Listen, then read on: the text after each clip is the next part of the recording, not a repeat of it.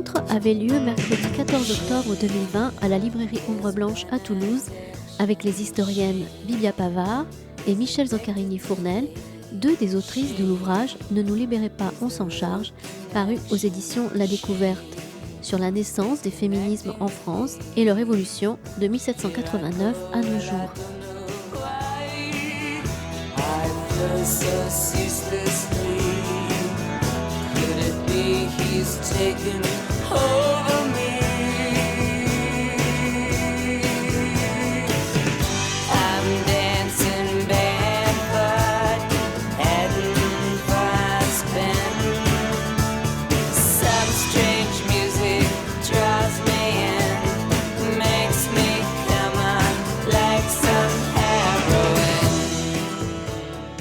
Bonsoir à tous, merci à tous pour votre présence. Donc je vois que ce thème des féminismes est apparemment fédérateur. Alors il y a plus de femmes que d'hommes, il me semble, comme ça à première vue, mais enfin bon, il y a quand même quelques hommes.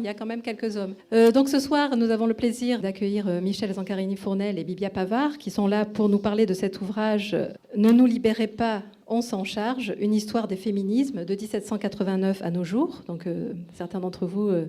je vois, ont déjà acheté, c'est très bien. Et sinon, donc, il est en vente à la sortie. Donc, quelques mots d'abord pour présenter nos autrices. Alors, d'abord, Michèle Zoccarini-Fournel, qu'on ne présente plus, mais que je vais présenter quand même. Donc, vous êtes professeur émérite d'histoire contemporaine à l'université de Lyon 1. Vous êtes spécialiste de l'histoire des femmes et du genre et aussi...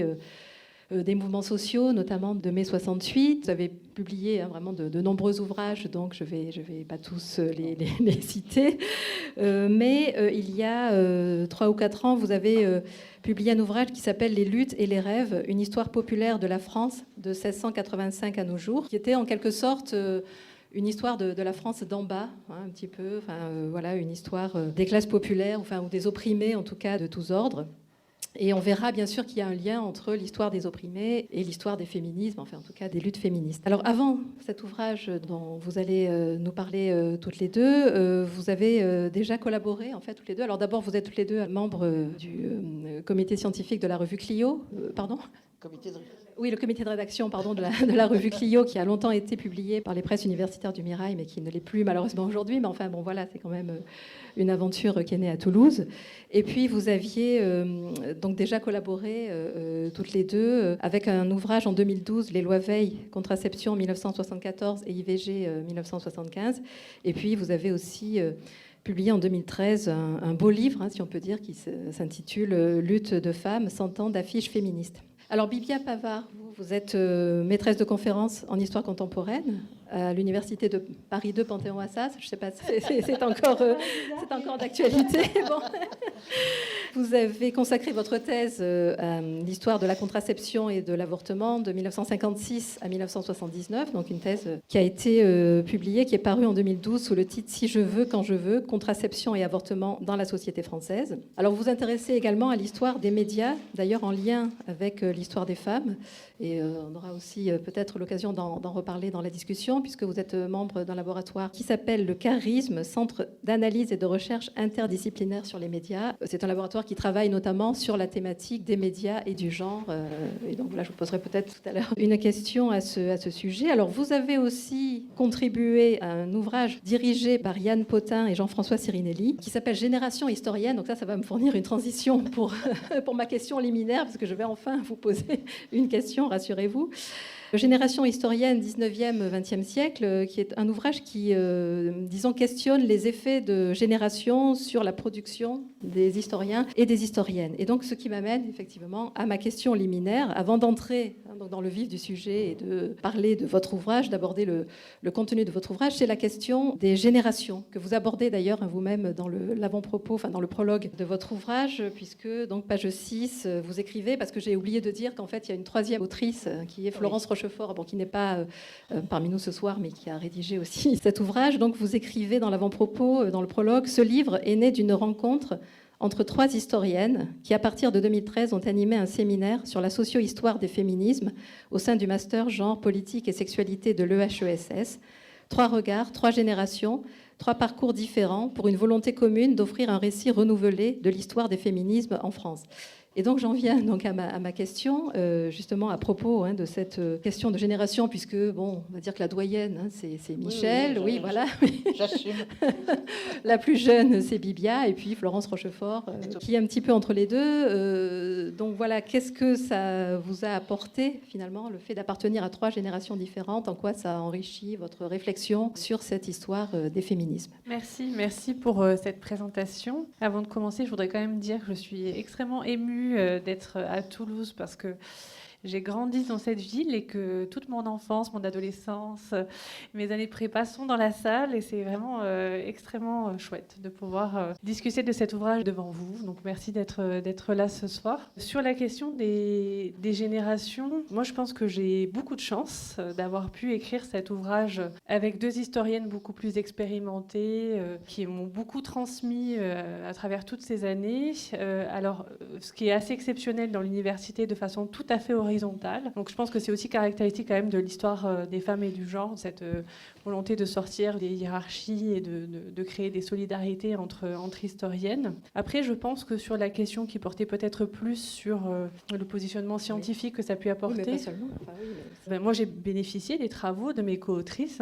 Quand j'ai commencé à travailler sur les féminismes, j'avais ces travaux-là qui existaient, qui avaient pu être transmis par des revues, par des bibliothèques, par des ouvrages évidemment. Et puis ça nous a permis en fait d'avoir des regards un peu différents du fait de notre expérience aussi des mobilisations féministes qu'on avait traversées. Moi, j'ai pas vécu les mobilisations féministes des années 68, je l'ai vécu par transmission, mais par contre, j'ai pleinement vécu le renouveau depuis les années 2010 et ça m'a aussi beaucoup marqué, beaucoup interrogé. Ça m'a amené aussi à réfléchir à la question des circulations médiatiques, des réseaux sociaux, de la place de l'Internet. Donc j'étais plus tournée vers ces questions-là que mes co-autrices. Je pense qu'il y avait eu d'autres expériences à la fois de l'apprentissage et de l'écriture de l'histoire et de l'expérience des mobilisations. Je vais dire un mot sur Clio quand même, parce qu'on est à Toulouse et qu'effectivement Clio est née à Toulouse en 1995 et que les relations dont tu as parlé, égalitaires entre nous et d'amitié réciproque, elles se sont forgées, enfin l'expérience s'est forgée au comité de rédaction de Clio et voilà, et je suis très contente qu'Agnès Finn nous ait rejoint aujourd'hui, qui est aussi une des cofondatrices. Donc on va peut-être, pour commencer, replacer votre ouvrage un peu dans le contexte historiographique. Donc l'histoire des femmes et du genre, enfin, pour résumer vraiment à très gros traits, on peut dire qu'elle est apparue en France en gros au début des années 1970, avec les premiers séminaires consacrés à l'histoire des femmes, par exemple celui de Michel Perrault à Paris 7 à la rentrée 1973.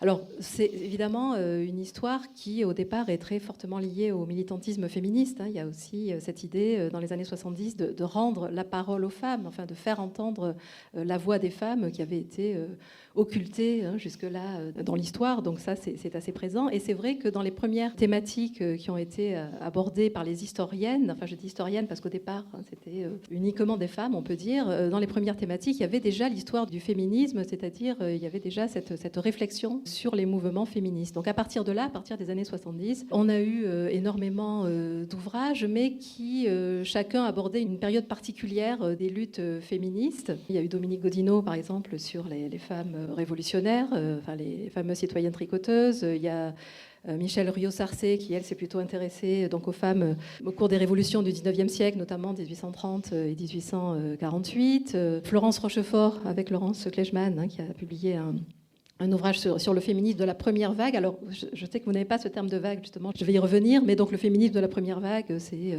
en gros celui, enfin pour la France, ça correspond à la période de la Troisième République, pardon. Et c'est justement... Oui. Pardon. Oui, je t'en prie. Oui.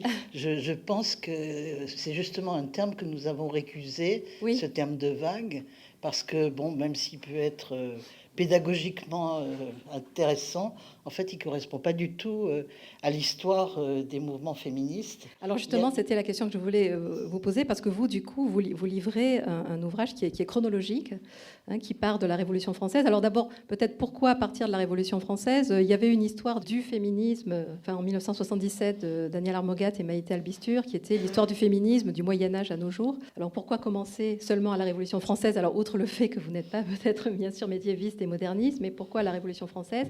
Et puis en quoi donc finalement votre approche chronologique des mouvements des femmes, en quoi est-ce que ça revisite la chronologie de l'histoire de France depuis la Révolution? Alors, on a commencé à la Révolution française, sans oublier les premiers écrits qu'on peut taxer de féminisme, si vous voulez, mais parce que c'est le moment où se noue une pensée, justement, autour de l'égalité des hommes et des femmes, parallèlement à l'égalité, le fait de lutter contre l'esclavage.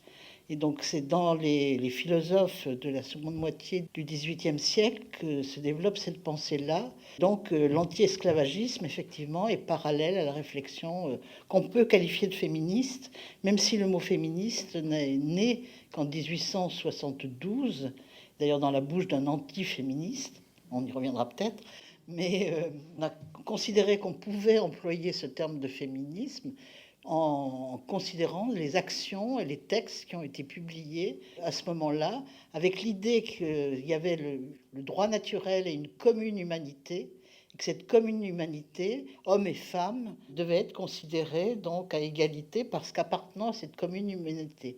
Et d'ailleurs, un des rares cahiers de doléances écrits par des femmes le dit explicitement. Et par ailleurs, donc en même temps, il y a eu une défense, une lutte contre la traite, et secondairement, on veut dire contre l'esclavage, en tout cas. Et ce sont les mêmes personnes, on peut dire, les mêmes têtes pensantes, qui ont mis en avant à la fois la cause des Noirs et la cause des femmes, tel Olympe de Gouges, par exemple, ou Condorcet. Et donc cette pensée-là, si vous voulez, c'est pour ça qu'on est parti de la Révolution française. Mais outre ces personnages assez connus, il y a évidemment toutes les militantes, les femmes du peuple, et d'ailleurs pas seulement du peuple, mais aussi des femmes de la bourgeoisie, qui ont lutté à la fois dans des journaux, dans des sociétés mixtes et des sociétés non mixtes. Donc la non-mixité n'est pas un problème de notre temps. On l'a déjà vu sous la Révolution française. Et donc c'est pour cela que ça nous paraissait important.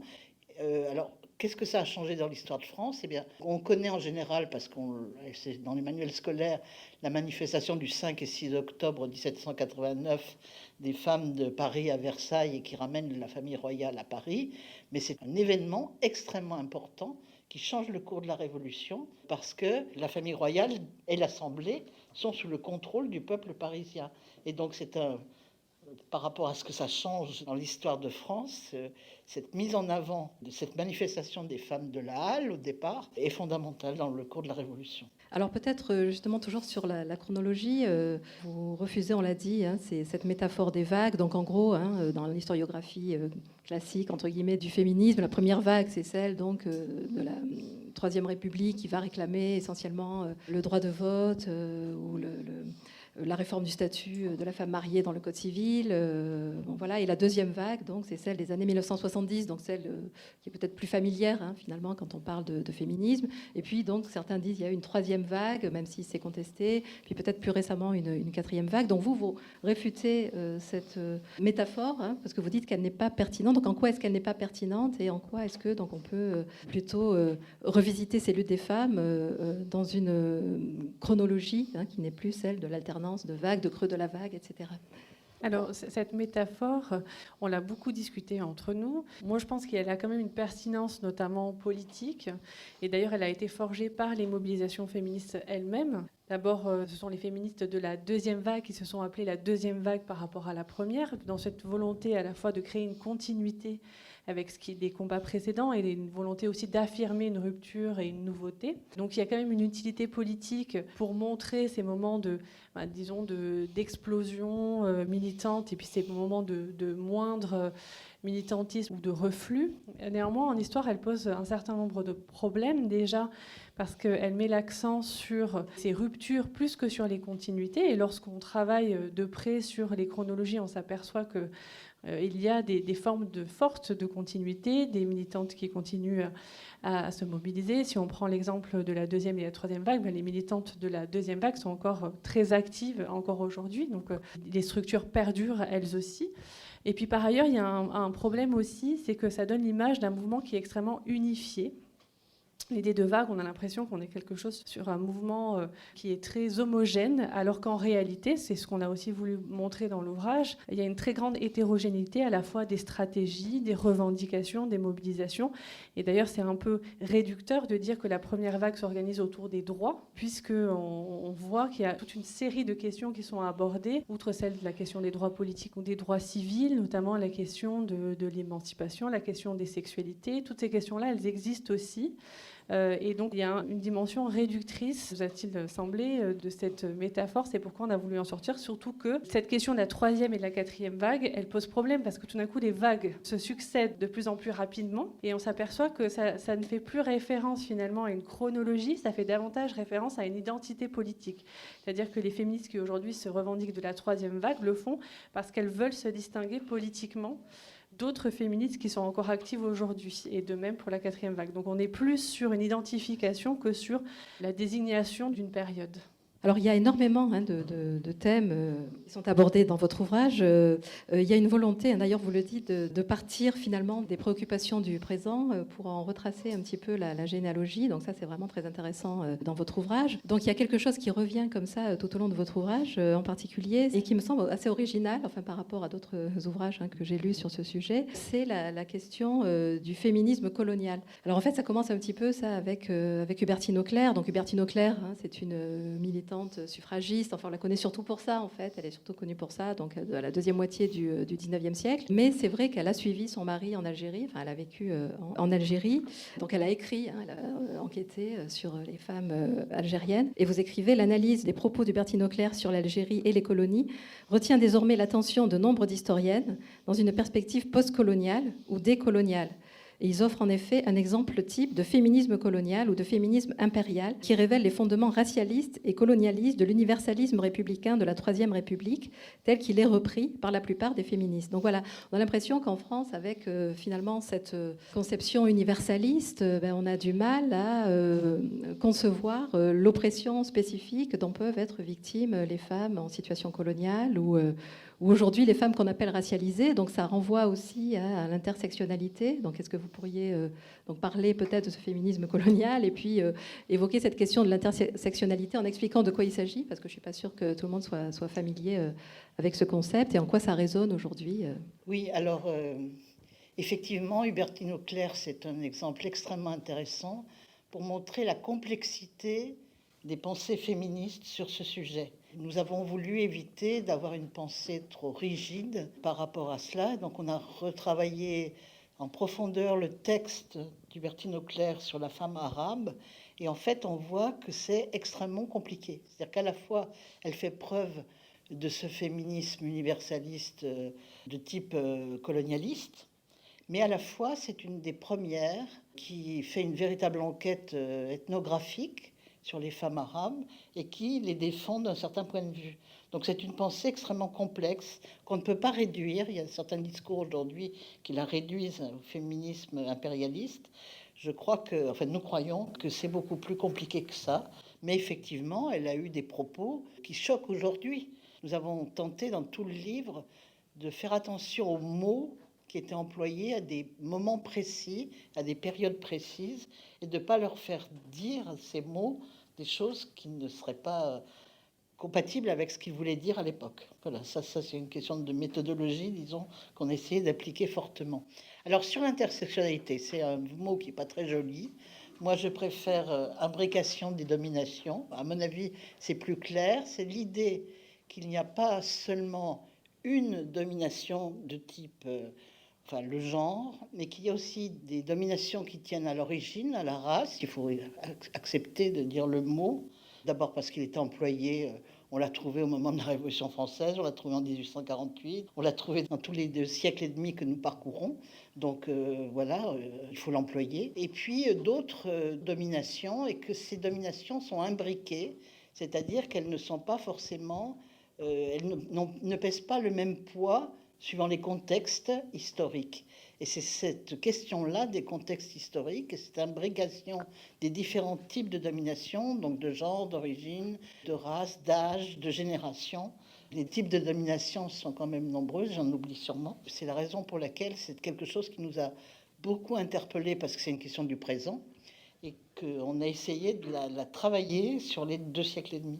Oui, justement, ouais, c'est ça qui est vraiment intéressant. Enfin, c'est Pierre Vidal-Naquet qui disait il n'y a d'histoire que contemporaine, c'est-à-dire qu'en fait, on questionne le passé à partir de nos préoccupations actuelles. Et donc là, il y a vraiment ce thème qui est en filigrane tout au long de l'ouvrage. Oui, on a découvert des féministes, par exemple, aux Antilles, avec un premier journal féministe qu'on a reproduit dans le cahier Couleur centrale, qui date de 1918. Et il y avait des sociétés féminines aux Antilles, enfin en Guadeloupe et en Martinique, qui étaient des sociétés de secours mutuel, mais qui étaient strictement féminines, d'aide entre femmes. Et c'est ces sections féminines de secours mutuel qui ont progressivement donné naissance à un mouvement féministe qui, après la Première Guerre mondiale, était en liaison forte avec des féministes métropolitaines, en particulier des féministes syndicalistes, qu'elles appelaient nos sœurs. Ça donne là aussi une histoire un peu plus complexe que certaines figures qui sont parfois données. Oui, alors justement, dans votre ouvrage, on retrouve les figures attendues, Gisèle Halimi, Simone de Beauvoir, etc. Mais vous mettez aussi en avant des militantes qui sont moins connues, voire inconnues, et notamment justement des femmes noires, des femmes antillaises. Par exemple, Suzanne Lacascade, que moi je ne connaissais pas du tout. Vous dites qu'elle est un peu la pionnière de la négritude avant l'heure. Est-ce que, je sais pas, vous pouvez en parler parce que c'est une figure qui a l'air assez fascinante. C'est-à-dire que c'est pas exactement une pionnière de la négritude, c'est une romancière qui effectivement a retracé une partie de sa vie, disons, et qui a mis en avant, oui, c'est les questions de différence qu'elle avait perçues dans sa vie. Elle était métisse, et donc à cette allure qu'elle avait, et qu'est-ce qu'elle a subi de ce point de vue-là. Celles qui ont vraiment commencé à développer la négritude, c'est les sœurs Nardal, Jeanne et Paulette Nardal, qui avaient un salon, on prenait le thé le dimanche. Paulette Nardal était la première étudiante en Sorbonne en licence d'anglais. Et du fait de ses études d'anglais à la Sorbonne, elle venait de la petite bourgeoisie noire. Son père était ingénieur et elles étaient 7 filles, comme dans la légende. Et donc, elles étaient 4 à Paris, je crois, qui faisaient leurs études. Donc, c'était quand même des gens relativement aisés. Et Paulette Nardal et Jeanne Nardal ont invité dans leur salon toute une série d'écrivains, d'artistes, de peintres, de romanciers, à la fois des États-Unis, des Noirs états-uniens, et puis africains. Il y avait Césaire qui était là, il y avait Senghor. Et donc, ça a été vraiment un endroit de discussion. D'ailleurs, Senghor a reconnu après que c'était, a-t-il dit, la marraine de la négritude. Donc voilà, et c'était dans leur salon que se sont forgés ces liens transnationaux, je crois aussi que c'est très important de le dire, qui ont existé dans l'entre-deux-guerres avec des courants littéraires noirs états-uniens qui ont été diffusés dans un certain nombre de revues où elles ont écrit, voilà. Oui, alors qu'elles sont pas vraiment très connues, enfin, par rapport à.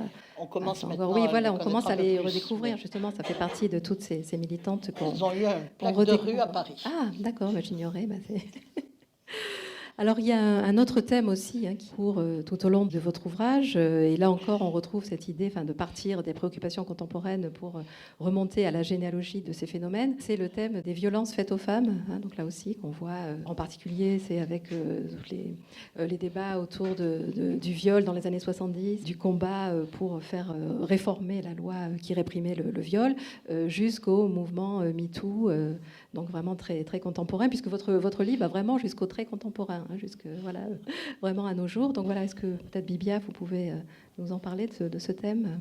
Oui, alors évidemment, lorsqu'on a écrit ce livre, on était porté par ce moment MeToo, mais on avait vraiment envie aussi de le replacer dans une histoire plus longue, de montrer ces généalogies à la fois immédiates, mais aussi depuis plus longtemps. Donc effectivement, on a montré à quel point cette question des violences sexuelles s'ancre dans les mobilisations des années 1970 autour de la question effectivement du viol, mais aussi des violences, parce que c'est aussi la question du corps et de, en fait, avec le slogan « Mon corps est à moi », il y a à la fois toute la dimension de sexualité, de contraception, d'avortement, mais aussi de lutte contre ces violences. Moi, j'ai été tout à fait frappée de retrouver dans un tract d'un groupe femmes du Crédit Lyonnais, qu'on peut dater de 75, un texte qui est vraiment d'une modernité incroyable, parce que ça fait vraiment un continuum entre Et c'est évoqué explicitement, le frotteur dans le métro, le patron qui harcèle, le viol dans la famille ou dans l'espace public. Donc, vraiment, c'est un phrasé qu'on aurait pu tout à fait retrouver aujourd'hui dans les mobilisations autour de MeToo. Mais ce qui est intéressant aussi, c'est qu'on a retrouvé des traces de ces revendications aussi auparavant, et notamment dans les années 1870, toutes les revendications féministes qui dénoncent l'impunité des maris qui tuent leur épouse prise en flagrant délit d'adultère, par exemple, et qui s'en sortent très bien en justice. Et donc on retrouve cette idée de féminicide. Alors évidemment, le terme est très contemporain, mais on voit à quel point ces revendications, elles s'inscrivent dans un temps très long et elles se renouvellent à chaque contexte selon un cadre politique différent dans les années 70 ou aujourd'hui. Et on voit aussi toutes ces formes de continuité qui viennent de nouveau questionner cette métaphore des vagues. C'est ça qui est intéressant, c'est qu'on voit bien dans votre ouvrage qu'il y a des continuités finalement, puisque des ruptures, avec cette évolution chronologique que vous retracez. Il y a aussi une thématique, parmi d'autres qu'on trouve dans votre ouvrage, alors peut-être une question aussi pour vous, Bibia Pavard, c'est sur la culture féministe, l'existence de culture féministe. Donc vous êtes un peu une pionnière d'ailleurs dans ce domaine, parce que vous avez publié un ouvrage, je crois, sur les éditions des femmes, en fait, qui relève de cette culture féministe. Je crois que c'était en 2005. Alors comment est-ce qu'on pourrait définir la culture féministe ou les cultures féministes dans le passé peut-être, et puis aujourd'hui, à quoi ça pourrait correspondre, quelle forme ça pourrait prendre?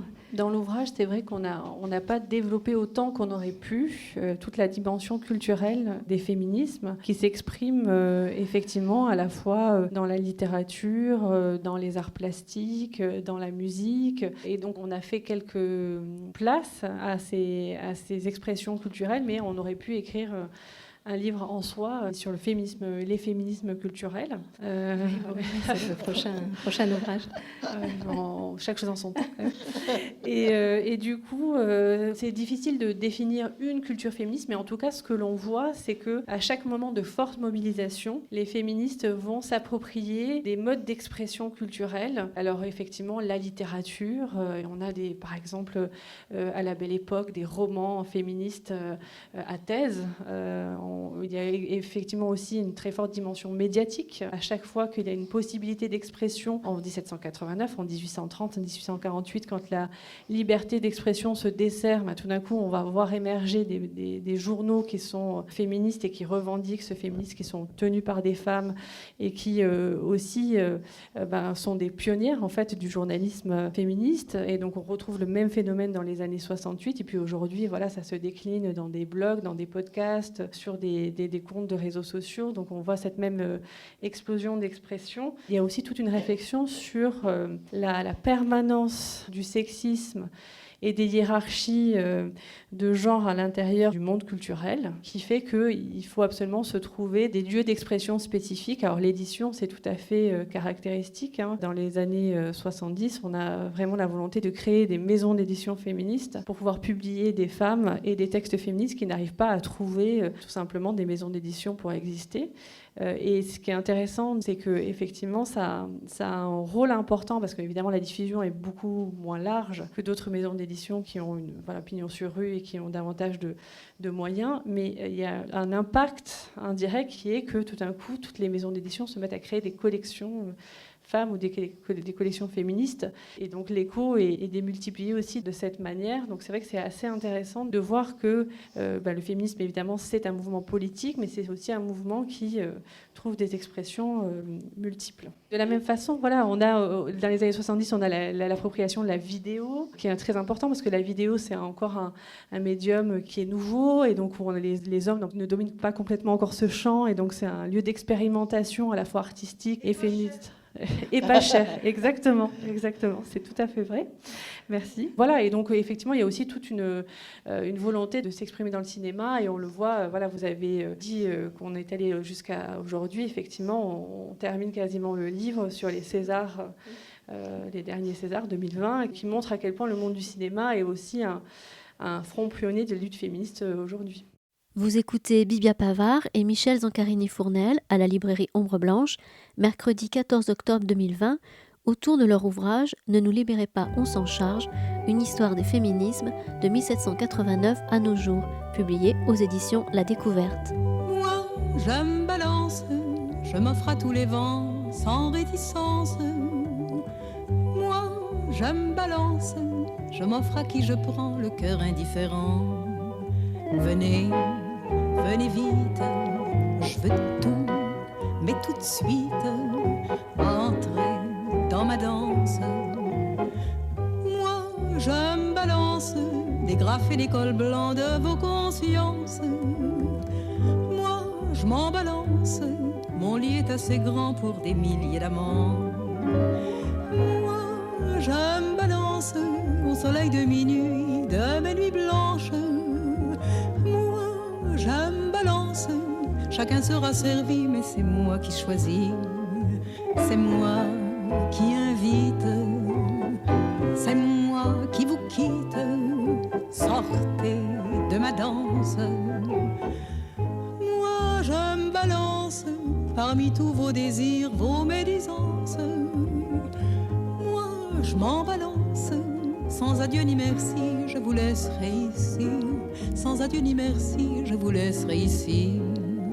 Alors, le sous-titre de votre ouvrage, on l'a déjà un petit peu dit, c'est une histoire des féminismes de 1789 à nos jours. Je pense qu'on ne peut plus aujourd'hui employer le singulier, comme ça a pu être fait par le passé, pour parler de l'histoire du féminisme, comme c'était encore le cas justement avec l'ouvrage que j'évoquais tout à l'heure de Maïté Albistur et Daniel Armogat. Donc, on est un peu obligé en quelque sorte d'employer le pluriel, parce que les féminismes ont toujours été divers, même dès l'origine en fait.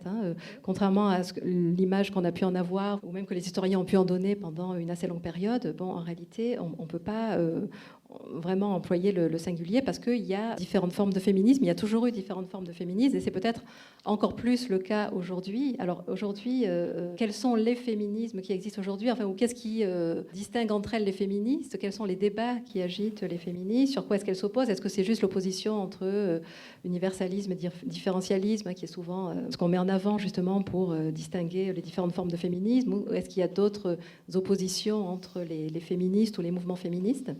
Oui, effectivement, donc les féminismes, parce qu'il y a différents groupes, il y a différents positionnements extrêmement variés. Certaines parlent de féminisme chrétien, catholique. Il y a toute une série de formes de féminisme. Et donc, c'est important aussi d'essayer de montrer cette diversité en faisant très attention aux groupes qui se définissaient comme féministes et ceux qui ne se définissent pas comme féministes, mais dont on peut penser que leur type d'action relevait donc de pratiques féministes. Alors sur les débats actuels, il y en a un certain nombre. On va faire un duo, je pense, sur les débats. Alors l'universalisme, oui, il y a une vraie question forte qui se noue autour de la question du foulard. On ne va pas parler que de ça, mais quand même, il faut le dire, du port du foulard, avec le fait de celles qui se sont opposées dès le départ, celles qui se sont posées ensuite, ou celles qui pensent qu'il faut laisser les femmes gérer leur propre corps et leur propre choix. Et puis, avec donc là des différences peut-être, sinon de génération, mais de micro-génération ou d'âge peut-être. On a constaté auprès de nos étudiants et étudiantes beaucoup plus d'empathie, de liberté à donner aux femmes de choisir la façon de s'habiller. Il y a des débats autour de l'écoféminisme. On a des formes d'écoféminisme, y compris l'écoféminisme dit intégral, qui revient en fait à un féminisme, on va dire, pour dire vite, à la fois catholique, intégriste et de droite extrême. Je n'ai pas dit extrême droite, de droite extrême, qui revient à l'idée d'une nature féminine qui doit laisser de côté la contraception, parce que il faut laisser, enfin on revient à la méthode de Ginot pour les plus âgés, je dirais. Et donc voilà, et au contraire des écoféministes qui sont tout à fait certaines spiritualistes, d'autres anticapitalistes. Enfin voilà, il faut bien comprendre qu'il y a toute une série de courants extrêmement divers et de publications, et que c'est cette diversité, je crois, qui fait aussi La richesse, on a essayé, en tout cas, peut-être on en a oublié, sûrement même, mais on a essayé de mettre en avant cette diversité. On Oui, pourrait vas-y. continuer, mais bon, il y a les débats autour de la prostitution aussi. Oui. Disons que ce qu'on a voulu montrer dans l'ouvrage, c'est que ces divisions, elles existent tout au long de la période que l'on étudie. Depuis 1789, on voit des oppositions fortes entre les révolutionnaires, les réformistes, entre les modes d'action qui sont mis en avant et qui sont plus radicaux que d'autres. Et puis sur qu'est-ce qu'il faut mettre en priorité, ça c'est toujours aussi une question. Quelle est la lutte prioritaire ? Est-ce le droit de vote ? Justement les droits civils. Bon, c'est des choses qu'on repère sur toute la longueur, mais on repère aussi que notre époque très contemporaine s'ancre dans des divisions très fortes depuis les années 90-2000, et donc effectivement la question de la laïcité, mais aussi la question de la prostitution. Est-ce que la prostitution, il faut l'abolir totalement ? Est-ce qu'il faut considérer que c'est un métier, c'est un travail, et qu'il faut défendre les travailleuses et les travailleurs du sexe ? Il y a tout aussi un questionnement autour de ce sujet politique des féminismes, c'est-à-dire quel est le sujet politique des féministes ? Est-ce que c'est un nous les femmes qui est totalement unifié, ou est-ce qu'au contraire il faut mettre l'accent sur les différences de classe, de race ? Est-ce qu'il faut créer des groupes distincts pour défendre les féministes noires par exemple, ou au contraire est-ce qu'il faut s'inscrire dans un combat qui prennent en charge toutes les femmes? Il y a aussi la question des trans. Est-ce que les trans font partie en fait de ce nous les femmes ? Donc c'est vrai que cette question du sujet politique, elle est très importante aujourd'hui. Donc il y a de véritables oppositions politiques, des débats théoriques qui sont d'ailleurs ressortis dans la presse, dans les médias ces derniers temps. Mais ça n'empêche pas. On a aussi un lesbianisme radical, qui est mis sur le devant de la scène en ce moment, qui prône des positions, mais alors ça c'est vrai depuis les années 70, séparatistes, et qui a vocation à vraiment révolutionner l'ensemble de la société, donc notamment par des positions provocatrices, mais aussi par une volonté de rompre avec une société de domination. Donc voilà, on a l'ensemble de ces positions, mais ce qui est intéressant aussi, c'est ce qu'on arrive à montrer, c'est que malgré ces divisions, il va y avoir la possibilité de se rassembler autour de grandes causes qui sont portées justement par ces différences, ces divergences, parce que ça permet en fait, de couvrir un très large spectre politique. Par exemple, quand il s'agit de se rassembler autour du droit de vote, quand il s'agit de se rassembler autour de la question de l'avortement ou du viol, quand il s'agit de se rassembler autour de la question de la parité en politique, ou aujourd'hui des violences sexuelles et sexistes, c'est quand même possible de le faire et d'avoir d'immenses manifestations et de faire circuler ces idées dans différents espaces sociaux. D'accord, je vous remercie. Alors, je vais peut-être laisser la parole à la salle pour vous poser d'autres questions. Donc, malheureusement, je ne peux pas vous faire passer le micro. Donc, voilà, si vous avez des questions, peut-être essayez de parler un peu fort.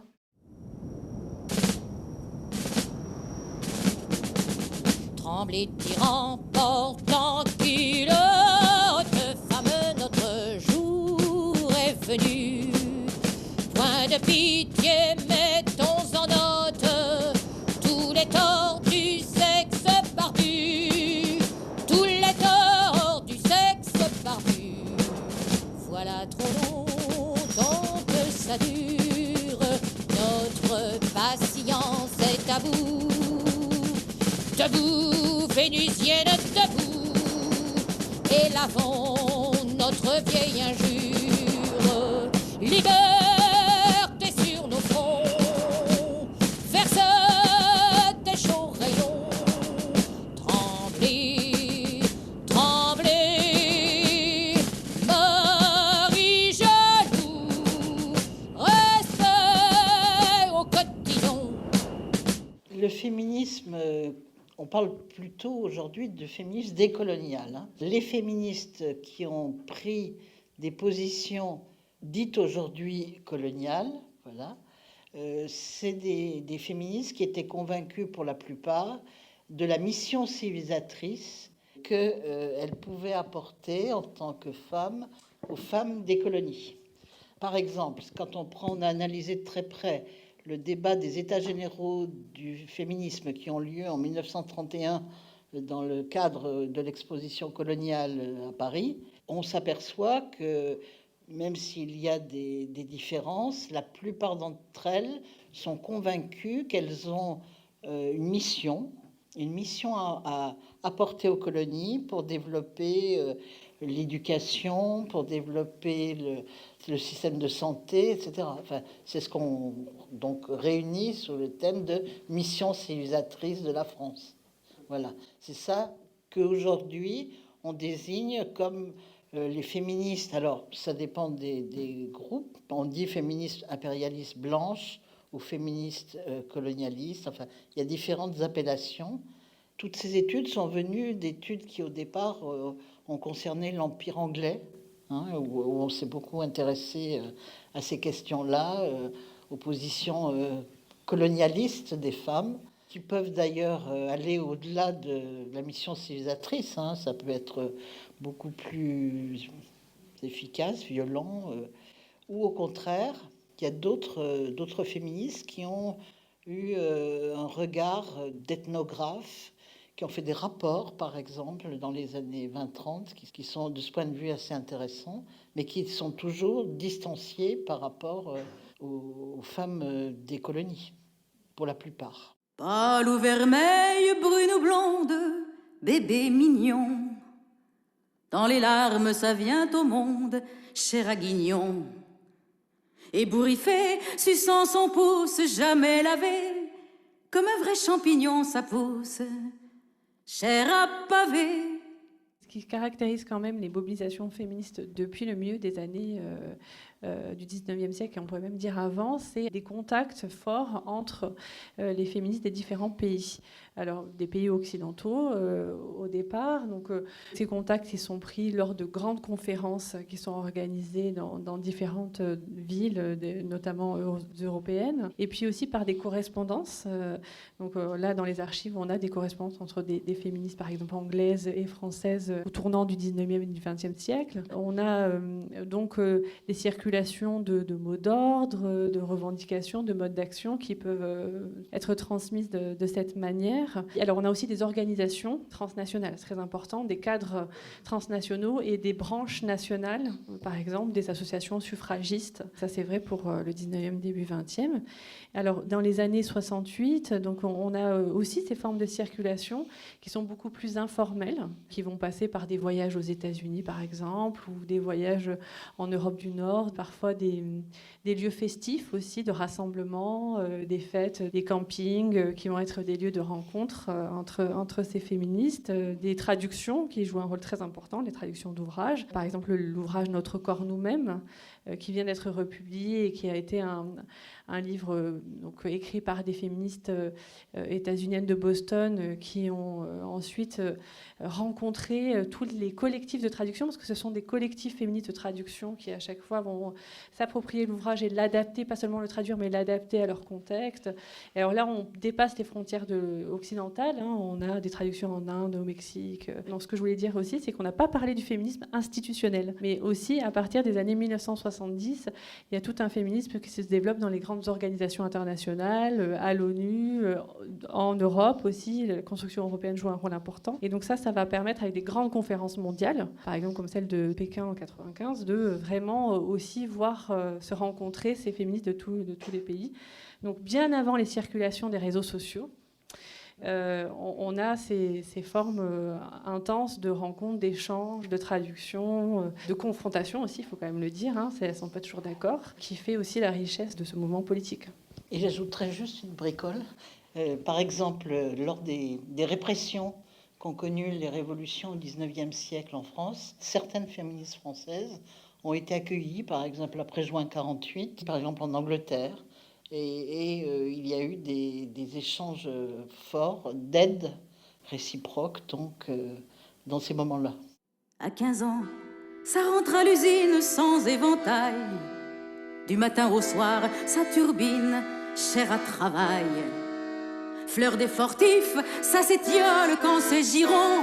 Dans un guet-apens, ça se viole, chair à patron. L'intensité de cet ouvrage sur les féminismes, j'aimerais aussi que vous puissiez travailler sur les antiféminismes. Parce qu'on remarque aussi qu'à chaque période de mouvement important du féminisme, il y a en écho, de manière très violente, est très puissante, des écrits, des libelles, des mouvements antiféministes. On l'a un petit peu fait quand même.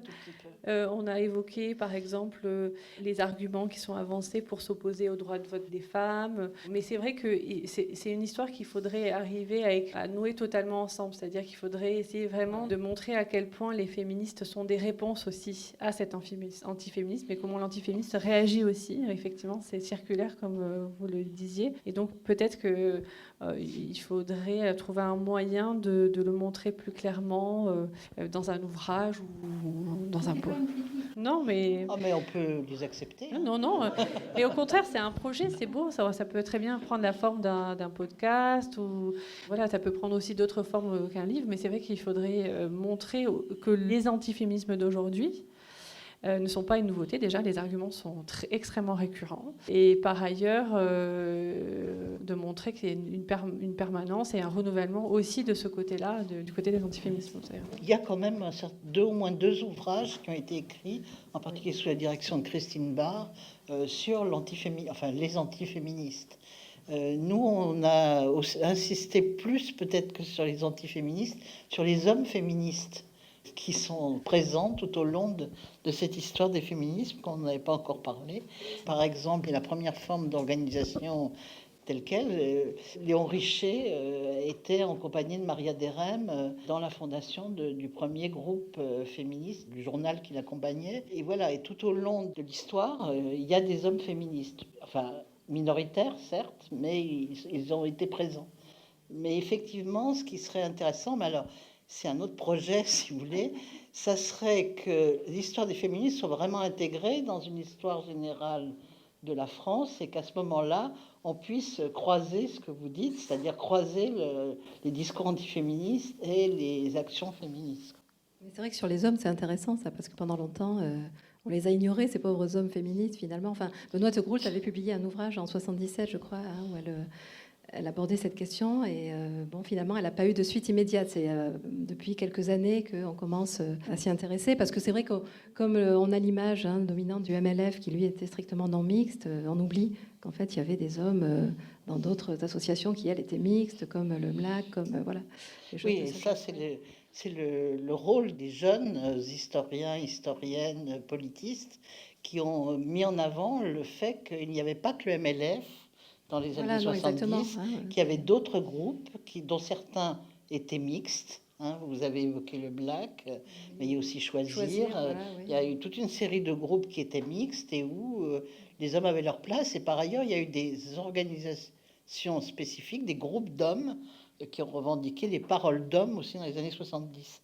Alors, sur les hommes féministes, il y a eu la thèse d'Alban Jacquemart qui a été publiée aux presses universitaires de Rennes. Et puis, il y a un livre collectif qui a été publié à l'université de Saint-Étienne, aux presses de l'université de Saint-Étienne, sur juste aussi les hommes féministes. Donc, c'est vrai que ce sont les nouvelles recherches qui ont complexifié, encore une fois, cette histoire des féminismes et de ceux et de celles qui en ont été les protagonistes. Jusque dans la moelle pourrie, rien sous la dent. Alors ça rentre en brasserie, cher à client. Ça tombe encore de chute en chute, honteuse un soir. Pour 1 franc, ça fait la culbute, cher à trottoir. Mouvement ouvrier féministe, c'est une longue histoire. Une histoire qui est quand même assez d'hostilité, on va dire, parce que le mouvement ouvrier français est modelé par la pensée de Proudhon, qui est un antiféminisme primaire et secondaire. Et donc, cette pensée-là, proudhonienne, qui a perduré, qui perdure encore en partie dans certaines formes, a effectivement prôné le fait que la femme, en tout cas la femme mariée, ou pas d'ailleurs, mais enfin la compagne de l'ouvrier, devait rester à la maison pour s'occuper des enfants et que c'était l'homme qui apportait de quoi nourrir la famille. Et donc une hostilité profonde au travail des femmes et donc effectivement à la syndicalisation des femmes. Hubertine Auclair, justement, s'est distinguée en 79, dans un congrès ouvrier en faisant voter une motion, un vœu justement, que le mouvement ouvrier soutienne le travail des femmes. Et c'était tout à fait exceptionnel, mais comme tout vœu, émotion des congrès, vous savez ce que ça donne, c'est un vœu pieux, quoi, si on peut dire. Il y a eu des conflits importants avec les ouvriers du livre, en particulier à la fin du 19e et début 20e, qui sont noués autour du journal La Fronde, fondé par Marguerite Durand, qui était un journal donc complètement écrit, composé par les femmes. Et donc il y a eu un conflit très fort parce qu'une partie des syndicalistes avait promu une loi, la loi sur l'interdiction du travail de nuit pour les femmes, qui faisait que les femmes étaient ainsi exclues de ce qu'on appelait les tipotes. Elles étaient exclues de la fabrication des journaux, puisque la plupart se faisaient la nuit. Et donc, Marguerite Durand a imposé que ces tipotes travaillent, y compris la nuit, pour imprimer le journal La Fronde. Et ça donnait lieu à des conflits très importants avec la Fédération du Livre, qui sont noués dans une affaire qui est très connue, mais révélatrice, on peut dire, de l'affaire Emma Couriot, en 1913, où c'est... Donc, après une bagarre, les femmes qui travaillaient dans l'imprimerie avaient obtenu d'être payées comme les hommes, et Emma Couriot et son mari ont été rejetés du syndicat du livre, et le syndicat du livre faisait les embauches. Donc c'était un vrai problème en 1913 parce que lui ne devait pas laisser sa femme travailler. Et donc il y a eu tout un combat mené par les féministes. Il y avait une union féministe des ouvrières exceptionnelle, d'ailleurs il faudrait pouvoir travailler plus dessus ce groupe. Les ouvrières des institutrices du Sud-Est qui ont soutenu les époux Couriot. Lui, il a soutenu sa compagne en disant je ne peux pas lui imposer quoi que ce soit, et donc elle veut travailler, elle travaille. Et finalement, ils ont obtenu la réintégration d'abord du mari, puis ensuite d'elle dans l'imprimerie. Donc c'était un combat qui est très connu, mais qui est très important de ce point de vue-là, mais qui répond à votre question, c'est-à-dire que ça marque l'opposition donc du mouvement ouvrier à ce travail des femmes qui était... Mais les femmes travaillaient, hein, les femmes travaillaient, et elles travaillaient plus même qu'on ne l'a beaucoup dit, puisque par exemple dans la métallurgie, on a longtemps dit qu'elles étaient rentrées dans la métallurgie au moment de la guerre de 14-18. Il y avait 10% de femmes qui travaillaient dans la métallurgie avant 1914. Donc si vous voulez, il y avait un travail de fait, même si en partie le mouvement ouvrier n'a pas soutenu ce travail des femmes. Il y avait un travail de fait tout simplement pour pouvoir vivre, quoi. Pardon, je rajoute juste une chose, c'est que le féminisme, en particulier sous la Troisième République, était souvent qualifié de mouvement bourgeois par le mouvement ouvrier, parce qu'il y avait cette idée que dans le féminisme, que toutes les femmes sont opprimées parce qu'elles sont des femmes, et pas seulement les ouvrières, pas seulement les prolétaires. Donc c'était ça aussi qui... Ah, je crois que ça durait jusqu'au XXe siècle. Hein, effectivement. Parce qu'après, c'était relayé par le Parti communiste français, alors qu'il y avait des militantes féministes dans le Parti communiste, qui a beaucoup traité les féministes de bourgeoises, et c'est encore dit parfois que c'est toutes des bourgeoises, et c'est pour ça que je crois qu'il faut mettre en avant, et on a essayé de mettre en avant quelques figures d'ouvrières justement du mouvement féministe, Jeanne Bouvier par exemple, dont les mémoires ont été publiées, et donc il y en a d'autres. Bon, alors c'est vrai qu'il y avait des bourgeoises, il y a des photographies qui le montrent pleinement, mais je crois que c'est un mouvement composite et que c'était important de le souligner aussi. Et juste pour ajouter un mot, après c'est vrai que la question se réarticule autour de... Enfin, elle est déjà articulée au XIXe siècle, elle se réarticule aussi sans arrêt autour de la question de la priorité des luttes, en fait.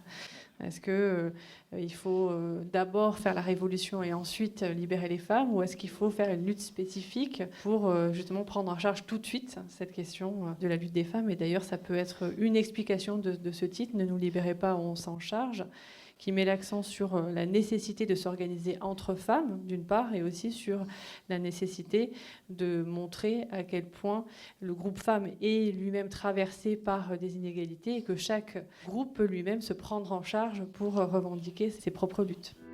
Ça vieillit et plus bas ça glisse un beau matin. Ça va s'inscrire à la police, chère à Roussin. Ou bien sans carte, ça travaille dans sa maison. Alors, ça se fout sur la paille, chère à prison.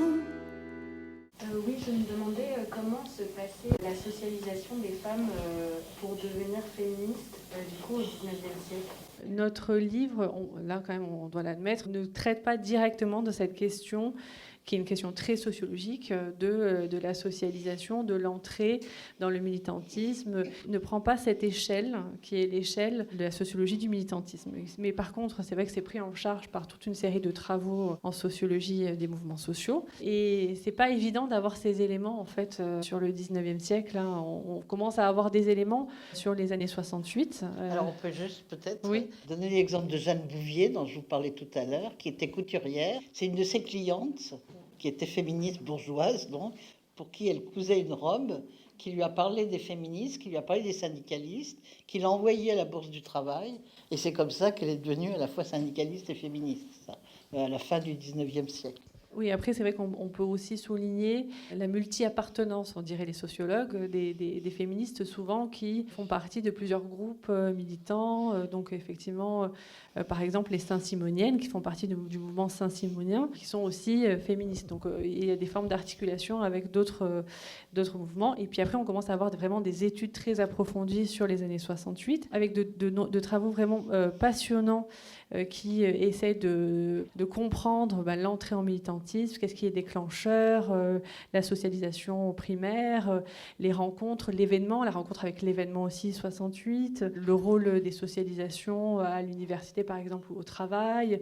Et donc ce qui est très intéressant aussi dans les travaux qui se sont développés ces dernières années, c'est qu'on a de plus en plus de travaux qui font des études locales sur les années 68 et donc qui montrent comment se déclinent dans différentes villes et pas seulement à Paris ces formes d'entrée dans le militantisme et aussi de transmission de ce militantisme aux générations suivantes. Alors je pense aux travaux de Camille Masclé par exemple qui a travaillé sur Lyon et Grenoble. Je pense aussi aux travaux à la thèse de Justine Zeller qui vient d'être soutenue au Mirail sur Toulouse dans les années 68 et qui là vraiment ont la possibilité par l'histoire orale, justement par les sources orales, de revenir sur ces éléments qui sont pas forcément très présents dans les archives, même si on peut avoir des traces auparavant, on ne peut pas vraiment reconstituer ce qu'on appelle les trajectoires militantes ou les carrières militantes pour les périodes plus antérieures. C'est plus compliqué. Et pour le début du XXIe siècle, il y a ce qui a été mis en place par le féminisme institutionnel, des cours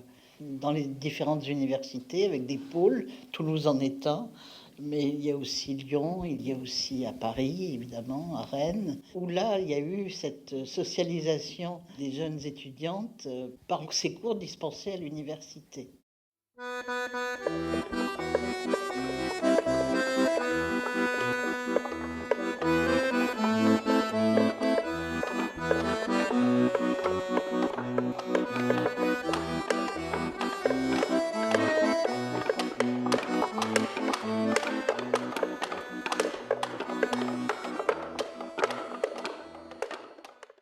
Alors, ce qu'il faut aussi noter, c'est que cet ouvrage, c'est à la fois un ouvrage de synthèse et de recherche. C'est-à-dire qu'il y avait nos propres travaux.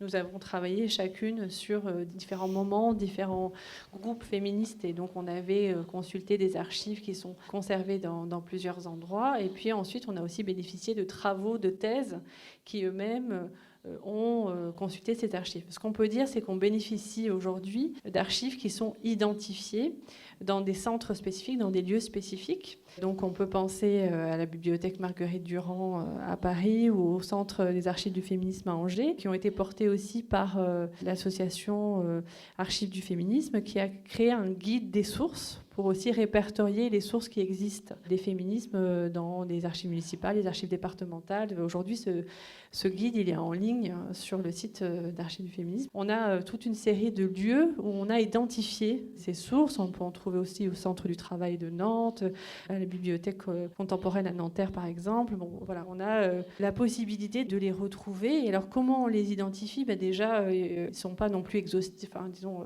il n'y en a pas non plus un nombre fou. Donc, évidemment, on peut en redécouvrir. Et j'incite toutes les personnes qui ont participé à des groupes féministes ou qui participent actuellement à des groupes féministes à conserver ces archives et à les donner à différents centres, parce que c'est grâce à ces archives-là qu'on peut faire cette histoire. Et puis, par ailleurs, donc, c'est aussi, je l'ai dit, le recueil de sources orales qui sont parfois conservées dans ces centres. Alors, comment on les sélectionne ? C'est vrai que c'est une vraie question, c'est qu'on ne peut pas être exhaustive sur l'ensemble de la période. C'est-à-dire, par exemple, sur la période contemporaine, ça nous est déjà arrivé, il y a des personnes qui vont arriver et nous dire moi, je fais partie de ce groupe, vous n'en avez pas parlé dans le livre. C'est vrai, on ne peut pas parler de tout, parce qu'on est dépendante aussi des travaux des chercheuses et des chercheurs sur ces groupes. Donc on a bénéficié du renouveau des travaux depuis les années 2000. On a eu beaucoup de thèses sur les féminismes, et on attend les travaux qui vont venir et qui vont venir bousculer notre récit en rapportant des éléments nouveaux, des regards nouveaux. Donc c'est aussi une histoire qui est en pleine évolution, enfin qui dépend de cette jeune recherche en action. Et puis par ailleurs, il y a un instrument qui est formidable pour des périodes plus anciennes, qui est Gallica. Et du coup, pour ce livre-là, on est retourné aux sources, enfin en particulier aux journaux. On a relu les journaux du 19e siècle d'un bout à l'autre, on peut dire, ceux qui en tout cas étaient disponibles. Et du coup, avec les regards qu'on avait, qui étaient des regards nouveaux, du type chercher les questions sur les sexualités, sur l'intersexualité, etc., on a trouvé des choses extrêmement intéressantes qu'on a essayé de retranscrire dans le livre, et qui sont justement le fait de cette relecture de sources qu'on avait vues avant, en particulier Florence Rochefort, puis comme vous l'avez dit, a fait une des premières thèses sur l'histoire des féminismes, qu'ils ont soutenu en 1987, et donc qui avait déjà vu tous ces autres. Et elle est retournée relire avec ces nouvelles questions, je veux dire, nouveaux points de vue, relire des sources qu'elle avait déjà parcourues. Donc c'est ce double travail de partir de travaux faits par d'autres qu'on a essayé de citer, et puis de cette relecture de sources anciennes. Et je vous invite vraiment à aller sur Gallica, qui est une source extraordinaire. Qui est donc le site qui numérise la Bibliothèque nationale des fonds, la Bibliothèque nationale de France, pour les fonds un peu anciens, notamment de livres et de journaux. Oui, et même les années 30, moi j'ai... Oui, mais pas les années 68. Oui. Peut-être une toute dernière question avant de se séparer. Alors, s'il n'y a pas d'autres questions, on va mettre un terme à cet échange en remerciant les autrices, parce que c'était vraiment un échange très stimulant. Merci beaucoup. Et je vous invite à acheter et lire ce livre. Le droit des femmes, le droit des femmes. Comment ? Le droit des femmes. Ah tiens donc.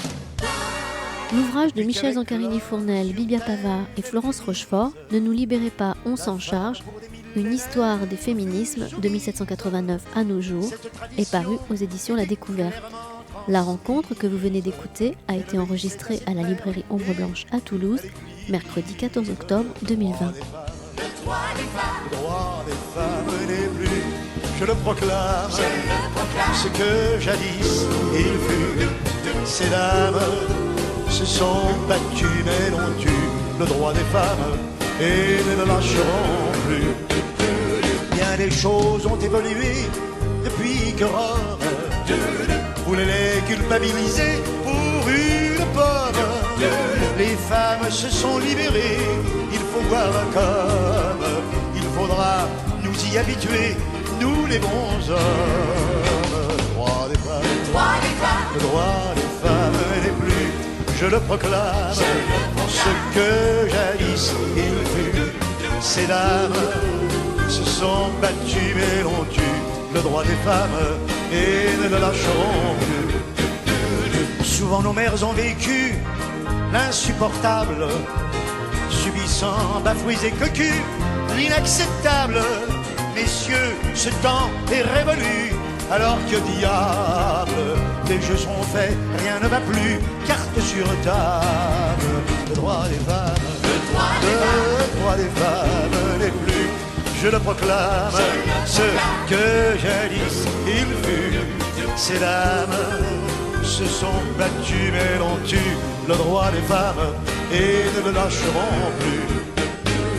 Femmes poupées, femmes au foyer, femmes que l'on vexe, toutes ces femmes libérées de leur complexe parlent de choix, parlent d'idées comme de sexe. Alors messieurs, ayons fair play, le bon réflexe. Le droit des femmes, le droit des femmes, le droit des femmes. Bon ça va, doucement les basses. Ce que jadis l'exagération est un défaut quand même. Se sont battus mais l'ont eu le droit des femmes et ne le lâcheront plus. Se marie, cet ancien macho peut sans problème, sans rougir, pousser un landau sur les lieux mêmes où tous ses copains font le beau devant un crème. On a l'étoffe d'un héros dès que l'on aime.